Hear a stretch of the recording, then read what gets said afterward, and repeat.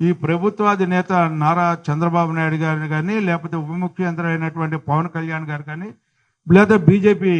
కేంద్రంలో ఉన్నటువంటి బీజేపీ ప్రభుత్వం కానీ పనిచేసే ప్రభుత్వము, సమస్యల్ని పట్టించుకునే ప్రభుత్వం, సమస్యల పట్ల స్పందించే ప్రభుత్వం, సమస్యలు రాకుండా చూసే ప్రభుత్వం ఏదైనా ఉంది అంటే ఈ రోజున చంద్రబాబు నాయుడు గారి ప్రభుత్వం అని చెప్పాల్సినటువంటి అవసరం ఉంది. ఎలాంటి కమిట్మెంట్ ఉన్నటువంటి నాయకుడు అంటే ఈ రోజున ప్రజా రాజధాని ఎవరు ప్రపంచంలో ఏ ఒక్క రాజధాని కూడా ప్రజా రాజధానిగా కొనసాగట్లా. కానీ ఆయన ఒక ఆలోచనతో మేధస్సు నుంచి పుట్టిన బిడ్డ ఈ యొక్క ప్రజా రాజధాని నామకరణం అమరావతి చేసుకున్నాం. అలాంటి రాజధానిని మళ్ళీ తిరిగి తెచ్చుకోవాలన్నా,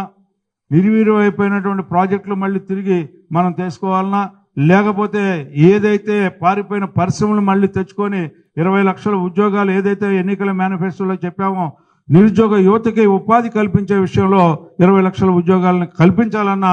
అది మనకే సాధ్యం అని చెప్పి జాబ్లెస్ క్యాలెండర్ లాగా వ్యవహరించే తీరు మనది కాదు అని చెప్పి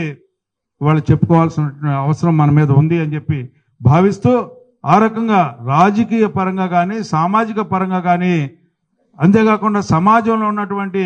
ఆర్థికమైనటువంటి విధానాల పరంగా కానీ మనం చూసుకున్నట్లయితే మన ప్రభుత్వం యొక్క తీరు గత ప్రభుత్వం యొక్క పాలన ఏ రకంగా ఉందనేది వ్యత్యాసం చేసుకుంటూ ప్రజల్ని, ఓటర్లని చైతన్యం చేసుకుంటూ ఈ యొక్క ఎన్నికల్లో గెలవాల్సిన అవసరం ఉందని చెప్పి మరి ముఖ్యంగా మీ అందరికీ సెలవిస్తూ